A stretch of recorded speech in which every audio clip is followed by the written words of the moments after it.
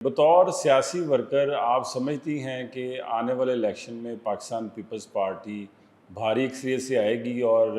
وزیر اعظم پاکستان بلاول بھٹو زرداری بن سکیں گے؟ میں بالکل یہ سمجھتی ہوں، کیونکہ دیکھیں ابھی ہمارے پاس یہ ایک ایسا ٹائم ہے جس میں پرفارمنس جو ہے وہ سب سے زیادہ اپنے آپ ہی پرفارمنس بولتی ہے۔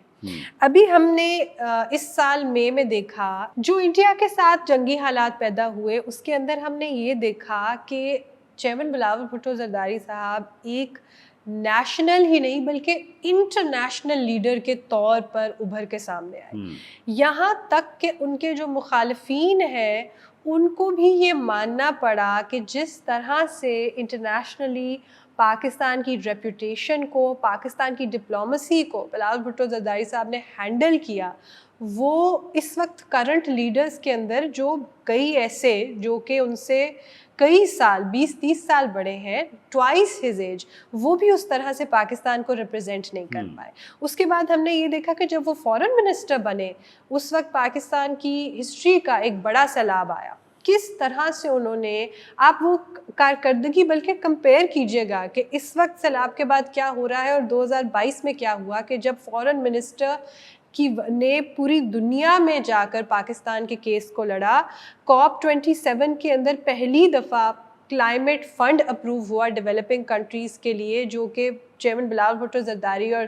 سینیٹر شہری رحمان جب کلائمیٹ منسٹر تھیں ان کی وجہ سے۔ UN کے سیکرٹری جنرل کو پاکستان کے دورے پر چیئرمین بلاول بھٹو زرداری صاحب لے کر آئے۔ اس کے بعد کئی ایسی چیزیں ہیں، ابھی جب جنگی حالات پیدا ہوئے تو حالانکہ وہ حکومت میں نہیں ہے، he was not a minister, لیکن اس کے باوجود وہ پاکستان کے اسپوکس پرسن بنے۔ تو میں یہ سمجھتی ہوں کہ ایک ایسا ملک جو اس وقت انٹرنیشنلی اپنی ریپوٹیشن بلڈ کرنا چاہتا ہے، ری بلڈ کرنا چاہتا ہے، ایک ایسا ملک جس کے اندر 65% آبادی جو ہے وہ 40 سال سے کم کے لوگوں کی ہے، اس ملک کے لیے بہترین پرائم منسٹر وہ ہے کہ جو انٹرنیشنلی پاکستان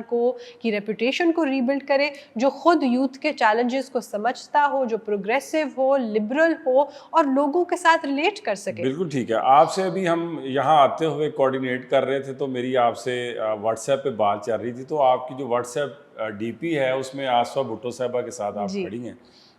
میری تو خیر وہ بہت فیوریٹ ہے۔ آپ مجھے بتائیں کہ آصفہ بھٹو صاحبہ کو آپ کہاں دیکھتی ہیں آنے والے دنوں میں؟ آپ نے خود ہی کہہ دیا کہ آپ کی وہ فیوریٹ ہے۔ میں بہت سارے ایسے لوگوں سے ملتی ہوں جو کہتے ہیں کہ وہ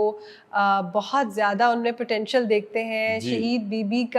کی تصویر کی طرح لگتی ہیں اور بالکل ان کے اندر وہی پیشن نظر آتا ہے۔ تو میں سمجھتی ہوں کہ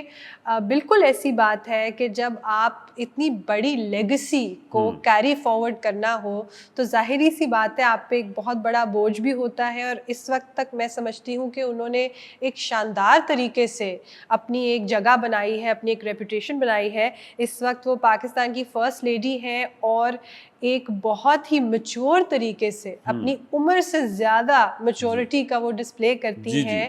کئی ایسی کازز کے اندر انوالو ہوتی ہیں، خواتین کی کازز ہیں، بچوں کی کازز ہیں، بہت ساری کازز کی وہ پیٹرن ہیں۔ اس سے پہلے پاکستان کے اندر وہ پولیو کی ایمبیسڈر تھیں اور بہت عالمی سطح پہ انہوں نے پاکستان کے اندر جو پولیو کا جو مسئلہ ہے اس کے لیے اویئرنیس کریٹ کی۔ تو آئی تھنک کہ وہ یہ the legacy speaks for itself. میں سمجھتی ہوں کہ بہت بڑی لیگیسی ہے، بہت بڑی ذمہ داری ہے، لیکن اس وقت تک جو نظر آ رہا ہے، جو ان کی